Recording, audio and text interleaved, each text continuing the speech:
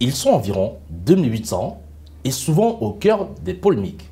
Les supporters du PSG sont le véritable 12e homme du club de la capitale. Mais ces supporters sont souvent décriés pour céder trop souvent à la violence. Du classico PSG-OM à la finale de la Coupe de la Ligue, que fait le PSG pour faire face aux dérives?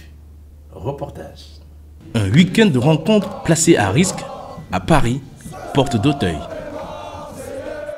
Ils sont dans tous les rangs, c'est ça les Marseillais.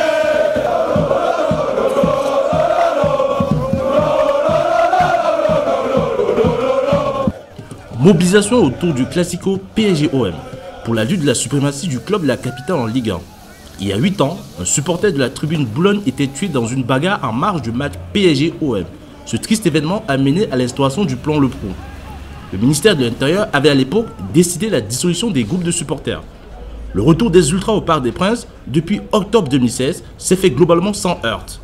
Et ceci grâce à la volonté du président Nasser El Khelaifi, qui s'est affranchi des consignes de la préfecture de police et de son ex-responsable de la sécurité. La nomination de Michel Besnard, proche de Nicolas Sarkozy au poste de directeur de la sécurité, devrait être imminente. Samedi 31 mars, 6h, Ludovic est membre du collectif Ultra Paris et se rend au rassemblement prévu pour la finale de la Ligue PSG Monaco à Bordeaux. Il faut y aller, on est dans le speed en plus là, il faut aller tous se rejoindre au parc.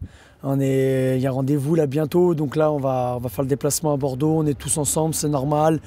Finale ou pas, voilà, on suit Paris depuis. Une passion qui lui est née grâce à une amitié de longue date. Ah, je suis venu parce que c'est la ferveur, c'était le fait d'être avec tous mes frères. Et j'ai un pote à moi que je connais depuis un certain temps.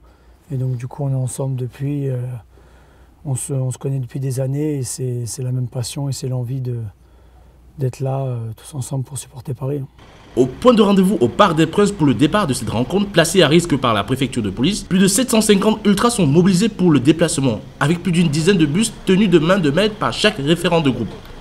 On retrouve Ludovic, membre du groupe Notesia, l'un des 6 groupes du collectif Ultra Paris qui entonne des chants d'ultra. Une convention entre le PSG et le collectif a vu le jour en octobre dernier qui accorde une tarification accessible pour les classes populaires, les accès en Ligue 1, Coupe nationale, Ligue des champions jusqu'en demi-finale. Plus de liberté dans l'animation des tribunes. Et en fin juin, le collectif a reçu l'agrément du ministère des Sports en tant qu'association des supporters.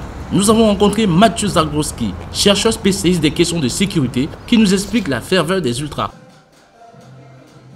Les chants qu'on entend, ça fait partie du folklore de supporters. Donc il y a cette dimension un peu à la fois festive et démonstration de force, pas spécialement dans le sens violent, agressif du terme, mais on chante, on fait bloc, on va au stade ensemble, on allume quelques fumigènes pour montrer qu'on fait corps derrière le club. Bon, c'est une tradition qui est assez installée dans le monde des ultras.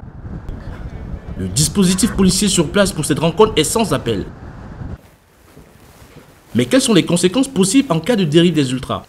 Un retour à la situation antérieure, c'est-à-dire au plan Le Pro, mais je ne pense pas que ça soit la voie qui puisse être envisageable actuellement, puisqu'on constate que le collectif Ultra Paris gère tout à fait bien la situation et sa tribune. Il n'y a plus ni violence ni racisme au Parc des Princes.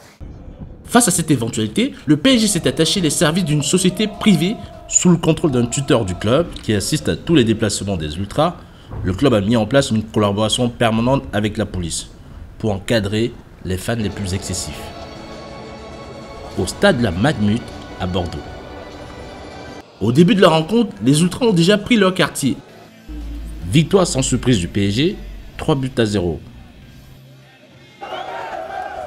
Comme un symbole, Presnel Kimpembe vient communier avec le collectif ultra.